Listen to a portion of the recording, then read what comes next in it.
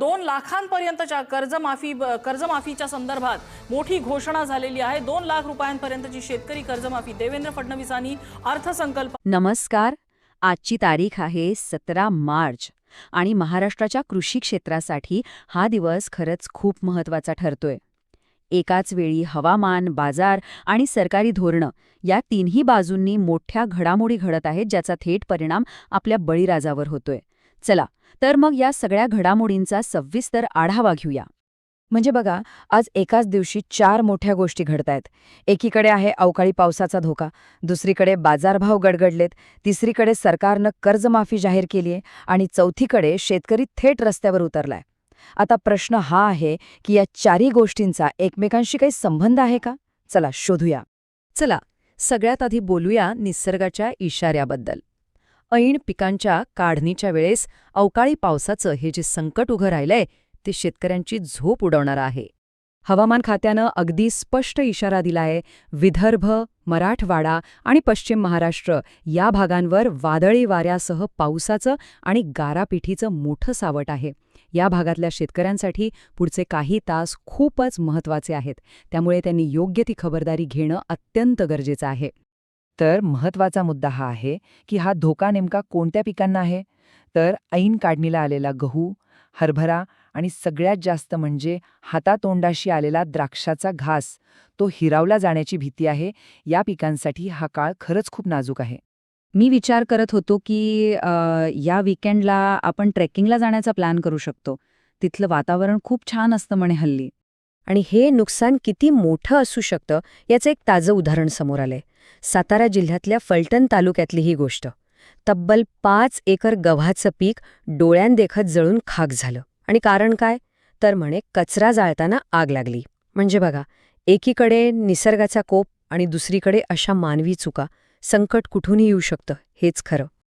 आता निसर्गाच्या संकटोसोबतच शेतकऱ्याला आर्थिक संकटाचाही सामना करावा लागतोय. बाजारपेठेत नेमकं काय चाललंय ते बघूया. कांदा उत्पादक शेतकऱ्यांसमोर सध्या हा एकच मोठा प्रश्न आहे की कांदा विकायचा की साठवायचा. बाजारातले भाव इतके वर खाली होत आहेत की निर्णय घेणं खूप अवघड झालंय. बाजारपेठेची अवस्था तर सध्या दुहेरी संकटात सापडल्यासारखी झाली आहे. म्हणजे बघा, कांद्याचे भाव तर असे वर खाली होत आहेत की शेतकऱ्याला कळेनासं झालंय की माल विकावा की ठेवावा. आणि दुसरीकडे सोयाबीन आणि कापसासारख्या महत्त्वाच्या पिकांचे भाव काही केल्यावर यायला तयार नाहीयेत. ते सतत खालीच जात आहेत. याचा परिणाम, व्यापारी खरेदी करायला तयार नाहीत आणि शेतकऱ्याचा माल तसाच पडून आहे. बरं, या नैसर्गिक आणि आर्थिक संकटांवर सरकार काही करतंय का?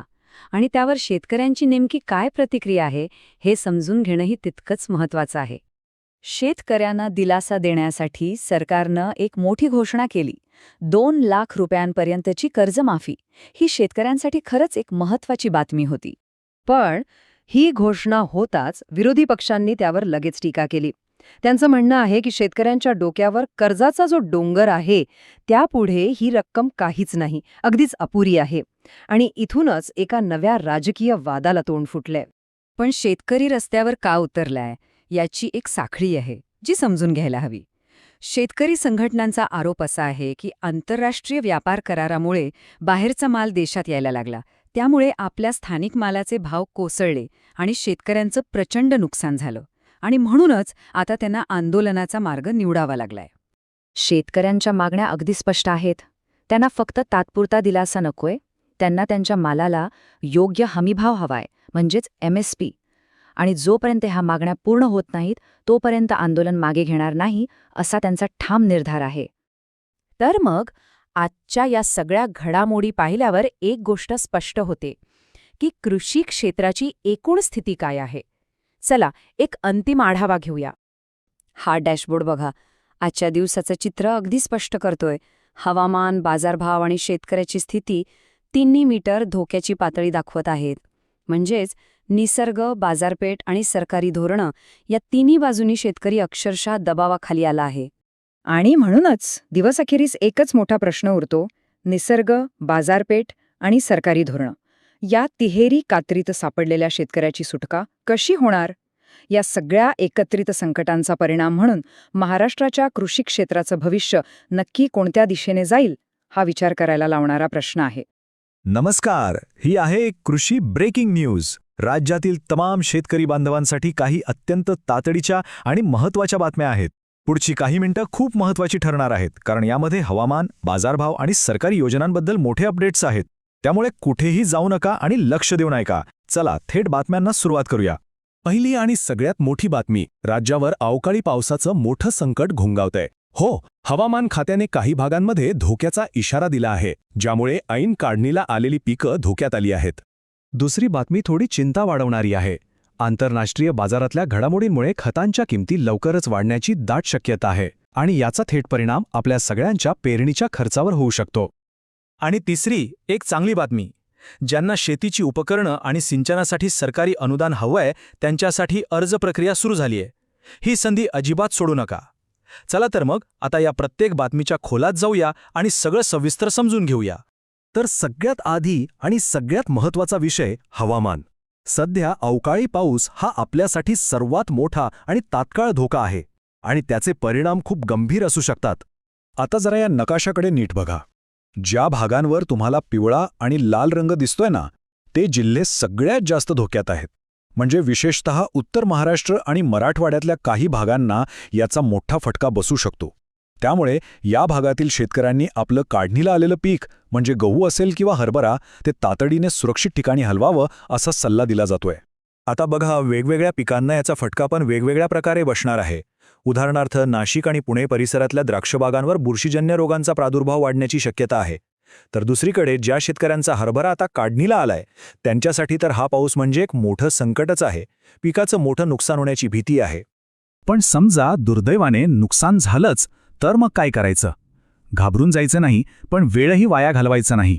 सगळ्यात महत्त्वाचं म्हणजे जे काही नुकसान झालंय त्याची तक्रार शक्य तितक्या लवकर कृषी विभागाच्या मोबाईल ॲपवर नोंदवायची आहे. इथे दाखवल्याप्रमाणे तुम्ही ॲपवरून तक्रार केली तर नुकसान भरपाई मिळण्याची प्रक्रिया खूपच वेगाने होते. एक गोष्ट लक्षात ठेवा, विमा मिळवण्यासाठी ॲपचा वापर करणं खूप महत्त्वाचं आहे. चला आता हवामानाच्या चिंतेकडून वळूया बाजारातल्या आणि आर्थिक घडामोडींकडे. कारण शेती फक्त निसर्गावर नाही तर ती अर्थकारणावरही चालते. सुरुवातीला आपण खतांच्या दरांबद्दल बोललो, पण ह्या किमती का वाढू शकतात हे नेमकं घडतंय कसं ते समजून घेऊया. सगळ्यात आधी आंतरराष्ट्रीय पातळीवर गॅसचा पुरवठा कमी झालाय. त्यामुळे खत बनवण्यासाठी लागणाऱ्या कच्च्या मालाच्या किमती वाढल्या आहेत आणि याचा थेट परिणाम खत उत्पादनावर होऊन आपल्या स्थानिक बाजारात लवकरच दरवाढ होण्याची दाट शक्यता आहे. म्हणूनच खर्चाचं नियोजन आत्तापासूनच केलेलं बरं. आता या तक्त्यावर म्हणजे पीक रडारवर एक नजर टाकूया. यातनं आपल्याला मुख्य पिकांची सध्याची परिस्थिती कळते. बघा, द्राक्षासाठी धोका हाय रिस्कवर म्हणजे उच्च पातळीवर आहे. ऊसाचे दर अस्थिर आहेत कारण कारखान्यांनी अजून दर जाहीर केलेले नाहीत. हरभऱ्यासाठी धोका मध्यम स्वरूपाचा आहे आणि एक दिलासादायक गोष्ट म्हणजे गव्हाचे दर सध्या स्थिर आहेत. याशिवाय अजून काही महत्त्वाच्या आर्थिक घडामोडी आहेत. एकीकडे ऊस दरावरून शेतकरी नाराज आहेत, तर दुसरीकडे पुणे, सोलापूर, औरंगाबादच्या बाजार समित्यांमध्ये गव्हाचे दर स्थिर आहेत. ही एक चांगली गोष्ट आहे. आणि हो, एक खुशखबर, पीएम किसान योजनेचा पुढचा हप्ता लवकरच खात्यात जमा होण्याची शक्यता आहे. आता इतक्या सगळ्या चिंताजनक बातम्यांनंतर जरा काही सकारात्मक आणि भविष्याची दिशा दाखवणाऱ्या गोष्टींबद्दल बोलूया. म्हणजे सरकारकडून मिळणारी मदत आणि शेतीतलं आधुनिक तंत्रज्ञान. ही एक सुवर्ण संधी आहे असं म्हणायला हरकत नाही. महाडीबीटी पोर्टलवर शेतीची उपकरणं आणि सिंचन साधनांसाठी अनुदान अर्ज सुरू झाले आहेत. ज्यांना आपली शेती अधिक आधुनिक आणि सोपी करायची आहे त्यांनी या योजनेचा नक्की फायदा घ्या. आणि हे बघा, डिजिटल शेतकरी ही आता फक्त एक कल्पना राहिलेली नाहीये, तर ही आता काळाची गरज बनलीय. आजचा शेतकरी ॲग्रीस्टॅक, माती परीक्षण आणि स्मार्ट सिंचन अशा अनेक साधनांशी जोडला जातोय. पण मग स्मार्ट शेती म्हणजे नेमकं करायचं काय? तर यात 4 महत्त्वाच्या गोष्टी येतात. पहिलं, ॲग्रीस्टॅकमुळे सरकारी माहिती आणि योजना मिळवणं सोपं झालंय. दुसरं, माती परीक्षण, ज्यामुळे खतांवरचा अनावश्यक खर्च वाचतो. तिसरं, स्मार्ट सिंचन म्हणजे ठिबक सिंचन, ज्यामुळे पाण्याचा अचूक वापर होतो.